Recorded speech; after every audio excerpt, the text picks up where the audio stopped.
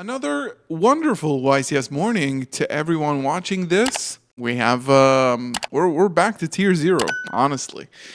This is going to be the breakdown of YCS Indianapolis day 2. We're going to be covering almost everything that happened. We're going to run through the matches really quickly, see if anything interesting pops up, and also discuss the format in general and what's it going to look like for the UWCQ or the WCQ season, the North American Nationals.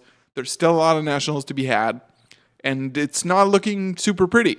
And this is a meme I posted yesterday on Twitter. If you're not following me there, please do, because this pretty much sums up the entire day 2 for me. Like this was it.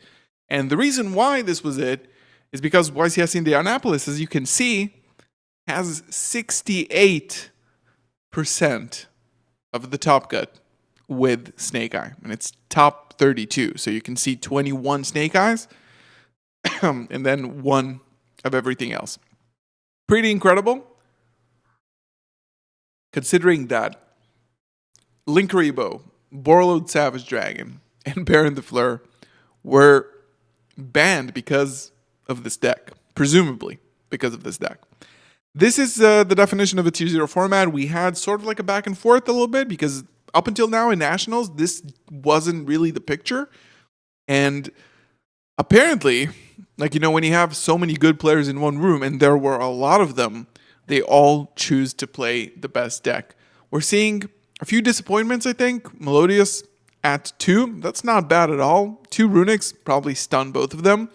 And then 1 Tenpai Dragon, a singular Tenpai Dragon. And we're going to discuss, isn't this deck supposed to be a bit better?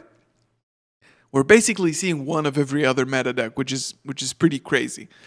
This, in fact, was the finals where Paulo Goncalves, PRRJ, wins his 4th YCS title, in addition to his UDS championship title.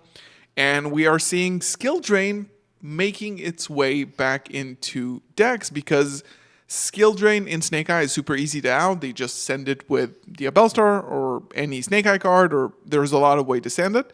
So they kind of put you on halt for 1 turn.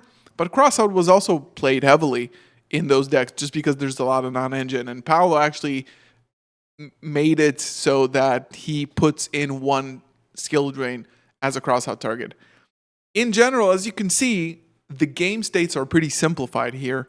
There is 3 to 4 hand traps in every starter hand, and the game isn't really played. It sort of reaches a very simplified game state with just a top deck war of who can top deck a playable card. But PRRJ ends up taking it down, which is amazing. Really nice to see. Wins over Crystal Blanc in the finals with a Snake Eye Mirror, because Snake Eye Mirrors were basically everything that we had. This is a bit earlier in the Swiss rounds, and this is what I mentioned before about Tenpai Dragon being a bit lackluster, a bit disappointing. Apparently, in a super heavy hand trap format, how can you even let your opponent go first, right? And this was pretty convincingly on the Snake Eye end. I don't think the Tenpai player picked up even 1 game here. There's just too much gas, and Tenpai only has 1 line of play. And I think it's going to be hard for people to choose that deck moving forward. Maybe with the support in Infinite Forbidden, it's going to be a little bit different. Just they're getting a boost, more starters, more extenders. But here, currently, 1 line of play into a board, not worth it, especially with Trident and Dragon being $100. We did see Cam Neal, YCS Rally champion, last YCS champion, and this was top 32 with a 60-card Fire Salamangreat Snake Eye pile by Max here playing it. And we can already see, you can't see it in the graveyard, but there's an Ash Blossom there. There's also a Ghost Mourner there, and there's also going to be an Ibiru here. So 3 hand traps for Cam, no extension or follow-up for Max, and they just die that turn. And again, this was the main I think that was the most common denominator between all matches, especially like as you went higher in Top Cut. This is what you saw. Raymond Dye saving it by being the only non-Snake Eye player in top 8. Previous YCS champion, Master Duel Worlds, qualifier, Worlds competitor, very accomplished player. We actually saw him in Swiss round 1. He's the only one. I think like Labyrinth is a pretty solid choice, to be honest, just because most hand traps don't really interact with Labyrinth. I think that if you're talking about like the heavy negation with like Valor, Imperm, Warner, that everybody's running Nibiru, dead against this deck. Just Ash, basically. And people are playing Ash, and of course, Ray Dye loses to the Ash Harpy's Feather Duster combination later on in the game. Wondering if I can find it. I think Daruma Cannon was one of the highlight cards. Definitely one of the highlight cards because it just definitely it hits the lab deck really hard. So Simon He takes this game. And then we have the semifinals. Again, Cam Neal, PRRJ, super big names. We probably saw some variation of this feature match in the UDS.